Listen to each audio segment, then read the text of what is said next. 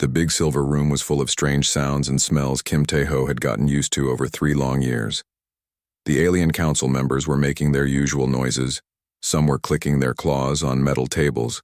Others were making wet breathing, sounds that meant they were happy about something. The air tasted like metal and old fish, but Tae-ho kept his face calm and friendly like always. His assistant Park Da-eun sat behind him in the small human section of the huge room she was reading, something on her tablet, and her face looked worried. Tae-ho could see her hands shaking just a little bit. The message from Earth had come in just 1 hour ago, and it was not good news at all. Da-eun leaned forward and whispered very quietly in his ear. The words made his stomach feel cold and empty. 300 people were dead. The Zephyrian Empire had blown up Research Station 7 with everyone inside. They said it was an accident, but everyone knew that was a lie. The station had families living there. Scientists had brought their wives and children to see the work they were doing. Now they were all gone. Tae-ho kept his diplomat smile on his face, even though inside he wanted to scream. The other aliens in the room were watching him. They always watched humans to see if they would finally get angry or fight back. For 3 years, humans had been the nice ones, the polite ones, the ones who said sorry, even when other people hurt them. The Zephyrian overlord Vextar was a big creature that looked like a mix between a lizard and a tree. His skin was green and brown and covered in hard bumps that looked like bark. He had 4 arms, and each hand had long, sharp claws that could cut through metal. He was standing at the speaker area, getting ready to tell his lies about the research station. Other council members were already nodding their big heads or waving their tentacles in agreement. They had not even heard the lies yet, but they were ready to believe them. Humans were new to the galaxy, and nobody really cared what happened to them. The older species had been here for thousands of years, and they thought they owned everything. Tae-ho remembered his first day in this room 3 years ago. The council had given humans the worst seats in the back corner, like children who were not important enough to sit with adults. They had to ask permission to speak. They had to wait until everyone else was done talking. They had to say thank you for trade deals that gave other species all the good stuff and left humans with almost nothing. But Earth had told them to be patient. Earth had said to smile and be polite and learn everything they could about how the galaxy really worked. Earth had said that someday the patience would pay off. Tae-ho had trusted Earth and done what they asked, even when it felt like swallowing broken glass. The Aquatic Federation member Nimra was making bubbling sounds that meant she was laughing. Her body looked like a giant jellyfish with too many eyes, and she lived in a water tank that floated above her chair. She had been the worst one for pushing humans around in trade talks. She would make humans wait for hours in rooms that were too hot or too cold. She would change deals at the last minute and make humans agree or get nothing at all. Last month, she had made humans give up mining rights to 3 asteroid fields that were full of rare metals. In return, humans got permission to build 1 small farming station in empty space. The deal was so bad that even other aliens had looked surprised, but humans had smiled and said thank you, and signed the papers like good little children.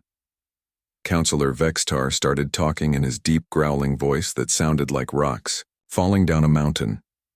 He was holding up pictures and data files that were supposed to prove that Research Station 7 was actually a secret military base. He said human scientists were building weapons to attack peaceful Zephyrian ships. He said the Empire had no choice but to defend itself. Every word was a lie, and everyone in the room knew it. Research Station 7 had been studying space plants that could grow food in places where nothing else would live. The families who died there had been looking at pretty flowers and learning about how to feed hungry people. But lies told by big, strong species were treated like truth, while truth told by small, weak species was ignored. Tae-ho felt something change inside his chest. It was like a door closing or a light switching off. The feeling was so strong that Da-eun noticed it right away. She looked at him with wide eyes because she had never seen that expression on his face before. In 3 years of being pushed around and insulted and ignored, Tae-ho had never let his real feelings show. His diplomat smile was still there, but it was different now. It was not the warm, friendly smile he usually wore. It was cold and sharp, like a knife made of ice. His eyes were not kind anymore. They were hard and dark, and they looked like they could see right through all the lies and pretending. Da-eun checked her tablet again. The message from Earth was still there, and it was still the same. The words looked normal and polite, like all Earth messages, but Da-Un knew how to read between the lines. The real message was simple and clear. The time for being nice was over. Other humans in the room were getting the same message on their devices. Human diplomats in every system in every station on every ship were reading the same words at the same time. The polite mode that had been running for 3 years was about to shut down all at once, like someone had flipped a switch. Tejo stood up slowly, and the room got quiet. All the alien council members turned to look at him. They were expecting the usual human response. Sad words about how sorry humans were for any misunderstanding, a request for a fair investigation that would never happen, an offer to make up for their mistakes with more trade concessions and free resources. Instead, Tejo walked to the speaker area with steps that sounded different. His shoes hit the metal floor with hard clicks that echoed through the big room. His back was straight, and his shoulders were wide. He looked bigger than he had just 5 minutes ago. Even his breathing sounded different. When he reached the speaking platform, he did not bow like humans always did. He did not ask permission to respond. He did not thank the council for allowing him to speak. He just stood there and looked at every alien in the room one by one. His eyes moved slowly from face to face or tentacle to tentacle or whatever each species had. Instead of faces, the silence stretched out longer and longer. Council members started making nervous sounds. Some were shifting in their seats. Others were whispering to each other in their strange languages. But Tejo just kept looking at them with those new cold eyes that seemed to see everything they had been hiding.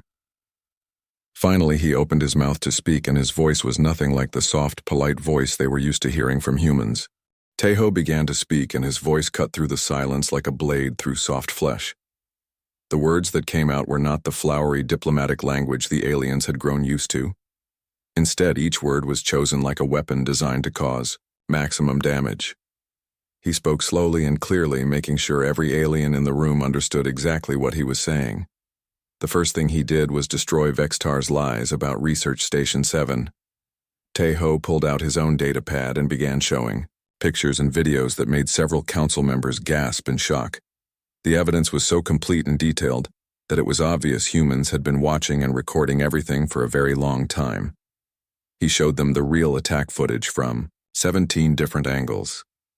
He showed them the Zephyrian warships moving into position hours before the supposed accident.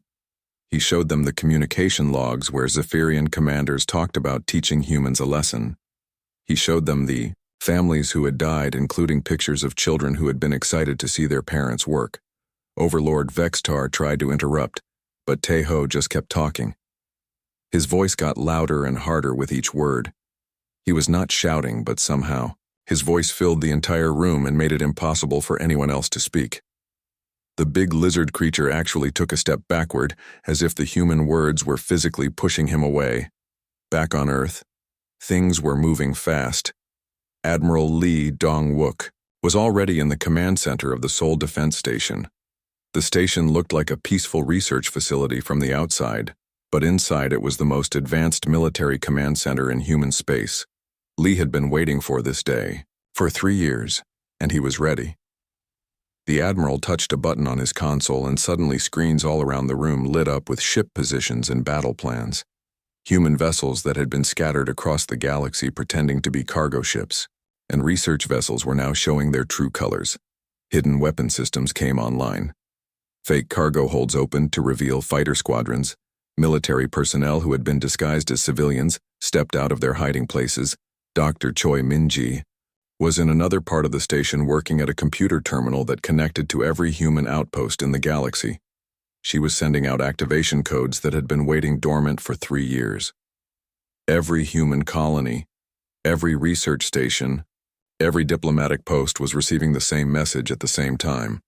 The message was simple, but it changed everything. The code phrase was, "Garden party is over," and when human operatives heard it, they knew exactly what to do. Mining equipment became, artillery construction robots became war machines. Peaceful farming stations revealed defensive systems that could protect entire star systems. Scientists put down their research tools and picked up weapons they had been secretly training with. For years in the council chambers, Tejo was still speaking. But now he was not just talking about the research station attack. He was going through 3 years of insults and unfair treatment one by one. He had kept records of everything every time. An alien had made humans wait for hours, every time they had changed a deal at the last minute. Every time they had laughed at human politeness and mistaken it for weakness. He talked about how the thermal empire had stolen human technology and then sold it back to humans at 10 times the price. He talked about how the crystalline hegemony had claimed human-discovered planets and forced humans to pay rent to live on worlds they had found first. He talked about how the Aquatic Federation had poisoned human water supplies and then offered to sell them clean water at impossible prices. The alien council members were starting to look very uncomfortable. Some were making nervous sounds. Others were trying to leave, but somehow the doors had locked themselves. The humans in the room were all standing now, and they all had the same cold expression that Tejo had. They looked like people who had been wearing masks for years and had finally decided to take them off. Counselor Nimra in her floating water tank was making panicked bubbling sounds. She was trying to speak, but no sound came out except more bubbles. Her many eyes were wide with fear as she realized that the weak little humans she had been bullying might not be weak. At all, Tejo pulled out another data pad and began showing financial records that made several aliens gasp. The numbers showed that humans had not been struggling economically like everyone thought. Instead, they had been secretly building the largest industrial complex in galactic history. While other species thought humans were barely surviving, humans had been producing ships and weapons and supplies at a rate that was almost impossible to believe. The records showed mining operations that were 10 times larger than what humans had reported. They showed manufacturing facilities that could build a battleship every week. They showed research programs that had advanced human technology far beyond what anyone had suspected. The polite, struggling humans had been hiding an empire that could challenge any species in the galaxy. Dr. Song Hyejin appeared on a communication screen in the council chamber. She was calling from what looked like a simple research lab, but the equipment behind her was clearly military grade. She began speaking in the same cold tone that Tejo was using. She told the council that humans had been gathering intelligence on every species for 3 years. She showed them classified documents from the Zephyrian military. She showed them secret trade agreements between species that were supposed to be enemies. She showed them plans to divide up human space after humans were eliminated. She showed them private communications where alien leaders laughed about how easy it was to fool the stupid humans. The most shocking revelation was that humans had been intercepting and recording every private communication in the galaxy for over 2 years. They had been listening to classified military briefings. They had been watching secret meetings. They had been copying every file from every government database. The species that thought they were so advanced had been completely transparent to human intelligence gathering. Every alien in the room was now looking at the humans with a mixture of fear and respect that had never been there before. The cute, harmless humans who said please and thank you for everything had been hiding capabilities that made them the most dangerous species. In the galaxy, Admiral Lee appeared on another screen and began showing the current positions of human military forces. The aliens could see that human ships were already moving into position around key strategic points throughout the galaxy. They were not just preparing for war, they were already in position to win it. The transformation was complete. The humans in the room no longer looked like diplomats. They looked like soldiers who had been playing a role for 3 years and were finally ready to stop pretending. The polite mode had not just been turned off, it had been completely deleted. Tejo finished his speech by looking directly at each alien council member and telling them exactly what was going to happen next. The words he used were simple, but they carried the weight of an entire species that had been pushed too far and was now ready to push back. The galaxy was about to learn what humans were really like when they stopped being polite. Within 6 hours, human war fleets appeared in Zephyrian space like ghosts becoming solid. The ships that materialized were nothing like what the aliens had expected. Human vessels had always looked crude and simple compared to the sleek alien designs. But now those same ships were unfolding like deadly flowers, revealing weapon systems that made Zephyrian commanders freeze in terror. Admiral Lee Dong-wook stood on the bridge of his flagship Soul Pride, watching the enemy fleet scatter in panic. His ship alone was larger than 3 Zephyrian battleships combined, and it carried enough firepower to level a small moon. The bridge crew around him moved with the smooth precision of people who had been training for this moment for years. Captain Hanso Ra commanded the destroyer group that was approaching the main Zephyrian shipyard where the attack on Research Station 7 had been planned. Her ship-dancing crane looked like a simple cargo vessel from the outside, but inside it housed the most advanced targeting systems in human space. She could see the fear in the alien faces on her screens as they realized what was about to happen. The Zephyrian defense fleet tried to form battle lines, but they were moving too slowly and thinking too much like the old galaxy where humans were weak. Human ships moved in patterns that seemed impossible, cutting through space in ways that defied what aliens thought they knew about physics. The humans had not just been building weapons, they had been developing entirely new ways to fight. Sora opened a communication channel to the shipyard and spoke in the same cold tone that all humans were using now. She told the workers they had exactly 10 minutes to evacuate to the safety pods that were already being launched from human ships.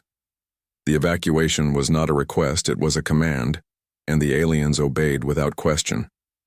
The workers streamed into the escape pods while human ships positioned themselves around the massive shipyard. Facility Sora watched the evacuation counters on her screen and waited. When the last worker was safely away, she gave the order that had been 3 years in the making. The shipyard, where 300 innocent humans had been murdered, was reduced to floating scrap metal in less than 5 minutes. But the humans did not stop there. Every Zephyrian military installation that had been involved in attacks on human civilians was being systematically destroyed. The aliens watched in horror as their most advanced bases were torn apart by weapons they had never seen before. Human technology was not just better than expected, it was beyond anything the galaxy had ever witnessed. Back at the Galactic Council, the emergency session was chaos. Alien representatives were screaming at each other in dozens of different languages, trying to figure out how they had so completely misunderstood human capabilities. Ambassador Tae Ho was gone, and in his place sat Colonel Park Jae-sung wearing a human military uniform that no alien had ever seen before. The colonel did not speak like a diplomat. He spoke like a soldier who had seen too much death and was tired of playing games. His message to the council was simple and terrifying. Humanity had tried peace for 3 years and peace had failed. Now the galaxy would see what humans were really capable of when they stopped holding back. The Thermal Empire representatives were frantically calculating whether their own fleets could handle human ships that were apparently decades ahead of anything they had. The answer was obvious, and it made their skin change color with fear. Their secret alliance against human interests was looking like the worst mistake they had ever made. The crystalline hegemony was discovering that their stolen human technology was actually primitive compared to what humans had been secretly developing. The mining equipment they had been using to steal human resources was being turned off remotely by human technicians, who had apparently built backdoors into everything they sold. Dr. Yang Kyung-min was leading ground forces that were landing on planets throughout Zephyrian space, but they were not there to conquer. The humans were conducting what they called justice operations.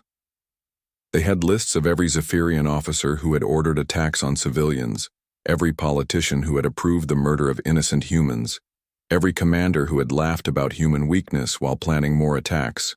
The Zephyrian military tried to fight back, but their weapons seemed to have no effect on human armor. Human soldiers moved through their defenses like they were not there at all. The aliens realized that humans had been studying their military tactics for years and had developed counters for everything they could do.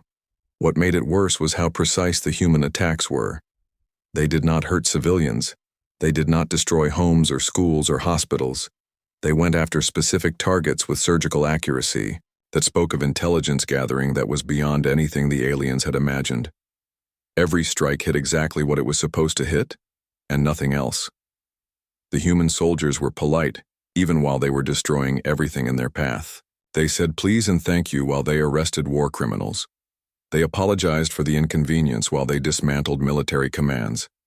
They were still being nice, even as they demonstrated that they could have conquered the galaxy anytime. They wanted General Kim Min-ho was coordinating the capture of Zephyrian Prime, the homeworld of the Empire that had started this war. His forces surrounded the planet in less than 12 hours, but instead of bombarding it from space, they sent down small teams to arrest specific individuals. The message was clear: humans could have destroyed the entire world, but they chose not to. The Zephyrian Emperor himself was taken into custody by a human sergeant named Li Ji-wan, who was so polite during the arrest that the Emperor actually thanked her before he realized what was happening. The entire imperial government was rounded up in one day by humans who had apparently been planning every detail for months. Other alien species were watching the systematic destruction of Zephyrian military power and realizing that humans had been holding back for 3 years, not because they were weak, but because they were choosing to be merciful. The polite, struggling humans had actually been the most dangerous predator in the galaxy, and everyone had been too blind to see it. The war was not really a war at all. It was a demonstration of what happened when humans decided to stop being nice. The galaxy was learning a lesson that would change everything forever. Humanity had revealed their true face, and it was beautiful and terrible at the same time. The Zephyrian Empire collapsed in exactly 13 days and 16 hours. General Yang Kyung-min had predicted it would take 2 weeks, and he was almost exactly right. The human military machine moved through Zephyrian space like a carefully planned dance where every step had been rehearsed for years. Each target was hit at precisely the right moment in precisely the right way. The aliens across the galaxy watched in fascination and terror as humans demonstrated what real military planning looked like. They did not just attack random targets or destroy things because they were angry.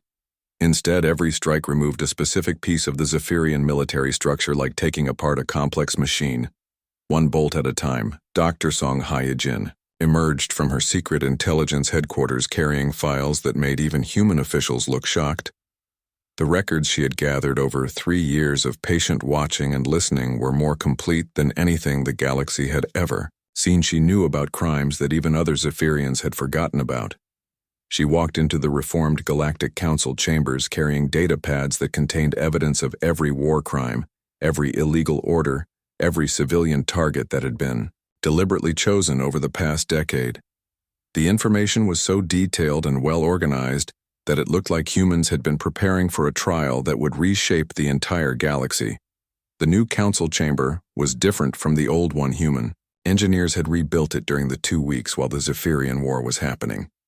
The seating was arranged so that no species sat higher than any other. The translation systems were upgraded so that no one could hide behind language barriers. The recording systems captured everything so that no one could later deny what they had said.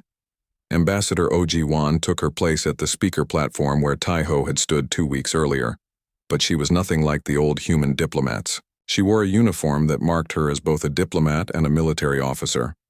Her voice carried the authority of someone who represented a species that had just proven they could destroy anyone who opposed them.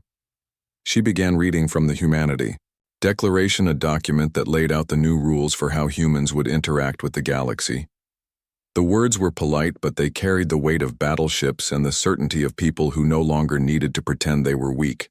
The first rule was simple: humanity would never again accept unfair treatment disguised as diplomacy. Any species that wanted to trade with humans would do so as equals or not at all. The days of humans saying thank you for being cheated were over forever. Second rule was about respect. Human civilians and their families were now under the protection of the human military. Any attack on human civilians would be treated as an act of war against the entire human species. The galaxy had seen what happened when humans went to war, and no one wanted to see it again. The third rule was about honesty. All future dealings with humanity would be transparent and honest. The Human Intelligence Network had proven it could uncover any secret and any lie. Trying to deceive humans was now pointless and dangerous. Counselor Nimra from the Aquatic Federation was no longer making bubbling laughter sounds. Instead, she was making the aquatic equivalent of whimpering as ambassador. Oh, read out every corrupt deal she had forced through over the past 3 years. The evidence against her was so complete that her own species was already talking about removing her from office. The Thermal Empire delegation was trying to look invisible in their seats as humans, presented evidence of their secret military alliance against human interests.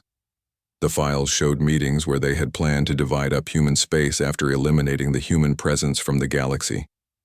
Now they were begging for mercy from the species they had planned to destroy. The crystalline hegemony representatives were frantically trying to calculate how much they owed humans for 3 years of stolen resources and technology. The human accountants had kept perfect records of every theft, every fraudulent claim, every resource that had been taken under false pretenses. The bill was larger than the entire hegemony gross domestic product for 5 years. But the most shocking revelation was still to come. Dr. Song activated a holographic display that showed the real size of human space. The territory that aliens thought contained maybe 50 human colonies actually held over 3,000 human settlements. The mining operations they thought were small, struggling ventures were actually massive industrial complexes that could supply entire fleets.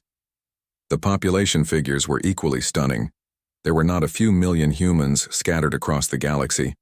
There were over 2 billion humans living in secret colonies and hidden stations and camouflage cities. The species that everyone thought was tiny and weak was actually one of the largest populations in the galaxy. Human technology was revealed to be generations ahead of what anyone else possessed. The simple tools and weapons that humans had been showing off were actually primitive compared to their real capabilities. The advanced alien civilizations discovered that they were the primitive ones, and humans had been politely pretending not to notice. Captain Park Dayun, who had been Taiho's assistant, was now revealed as the head of human counterintelligence. She had been sitting in that council chamber for 3 years, recording every word, every gesture, every private conversation that aliens thought. No one could hear. Her files contained secrets that could topple governments and start wars. The psychological effect on the alien species was devastating. They had spent 3 years feeling superior to the bumbling humans who could not even negotiate a fair trade deal. Now they discovered that the humans had been managing them like children playing with toys that adults found amusing. Some species tried to argue that humans had been dishonest by hiding their true capabilities. Ambassador O responded, with a question that silenced the entire chamber. She asked why it was dishonest for humans to be stronger than they appeared, but it was perfectly acceptable for aliens to cheat humans because they thought humans were weak. The new galactic order was not just about military power or economic strength. It was about respect and honesty and treating other species as equals rather than as prey. The humans had demonstrated that they could destroy anyone who opposed them, but what they really wanted was to be treated fairly. The reckoning was complete. The galaxy had learned that human politeness was a choice, not a weakness, and that choice could be withdrawn from any species that proved they did not deserve it. The age of taking advantage of human kindness was over, and a new age of mutual respect was beginning. 6 months after the day humanity stopped being polite, the galaxy had become a completely different place. Captain Kim Young-ho walked through the rebuilt Research Station 7, looking at the memorial garden that had been planted where the old laboratory used to stand. The flowers came from worlds across human space, and they bloomed in colors that had never been seen together before. Each flower represented one of the 300 people who had died in the attack that changed everything. The garden was beautiful and peaceful, but it served as a quiet reminder of why humanity would never go back to accepting abuse disguised as friendship. Young-ho touched the nameplate of Dr. Park Sun-mi, who had been showing her 6-year-old daughter the space plants when the Zephyrian missiles hit. The research station was busy again, but now it was different.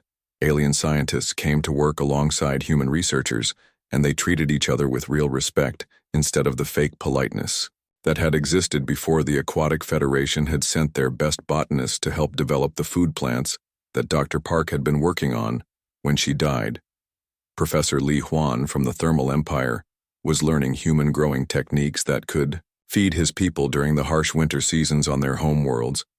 He worked carefully and asked permission before touching anything, because he had learned that human courtesy was something to be earned, not demanded. The space around the research station was protected by human defense platforms that could destroy any ship that came too close with bad intentions. But most of the traffic was peaceful traders and researchers who had come to learn from human science and technology. The protection Was there, but it was rarely needed down in the galaxy. Capital, the new Galactic Council building, was designed by human architects who believed that all species should sit as equals. The old chamber where humans had been given the worst seats had been torn down and replaced with a circular room where every delegate had the same view and the same voice. Counselor Li Su-jin represented humanity in the new council, and she was nothing like the old human ambassadors. She spoke with the confidence of someone whose species had proven they could back up their words with action. Her voice was polite, but it carried the weight of 2 billion humans and the most powerful military in the galaxy. The council sessions were different now, too. No species could force through unfair deals by bullying smaller civilizations. The Human Intelligence Network made sure that all agreements were honest and transparent. Any species that tried to cheat or lie found themselves dealing with human diplomats who had all the evidence they needed. Trade flowed through human space because human protection was the most reliable in the galaxy. Pirates and raiders had learned to avoid any ship that flew under human escort. The few who had tried to attack human protected convoys had disappeared so completely that other criminals used their fate as cautionary tales. The Zephyrian Empire no longer existed as a military power. The war criminals were serving time in human-built prisons that were more comfortable than most alien homes, but escape was impossible. The ordinary Zephyrian citizens were living better lives under the new government that humans had helped them create. Former overlord Vex Tar was working in a prison garden growing food for refugees. From other conflicts, he had been sentenced to help repair the damage his empire had caused, and the work was slowly teaching him what it meant to build instead of destroy. The human guards were polite to him, but he could see in their eyes that they remembered every human child who had died because of his orders. The Aquatic Federation had completely restructured their government after the evidence of Nimra's corruption became public. The new leaders were working hard to repair their relationship with humanity, and they had returned all the stolen resources with interest. Nimra herself was in exile on a water world where she spent her days thinking about the consequences of mistaking kindness for weakness. The Thermal Empire had become humanity's closest ally after they realized that cooperating with humans was much better than competing against them. Their secret alliance against human interests had been replaced with a public partnership that benefited both species. Their military commanders studied human tactics and their scientists learned human technologies. The crystalline hegemony was still paying back the resources they had stolen, but the payments were manageable because humans had helped them develop new mining techniques that were more efficient than their old methods. They had learned that stealing from humans was not just wrong, it was also unnecessary because humans were willing to share with friends. Former Ambassador Tai Ho had returned to Earth, where he taught at the Diplomatic Academy. His classes were required viewing for alien diplomats who wanted to understand how to work with humans. The most important lesson was simple: treat humans as equals, and they will treat you as friends. Treat humans as enemies, and they will treat you as threats. His students learned that human politeness was not a sign of weakness, but a sign of strength. It took more courage to be kind than to be cruel, and humans had chosen kindness for 3 years, even when it cost them dearly. The galaxy had finally learned to appreciate that choice. Young diplomats from across the galaxy came to study human methods of conflict resolution and peaceful cooperation.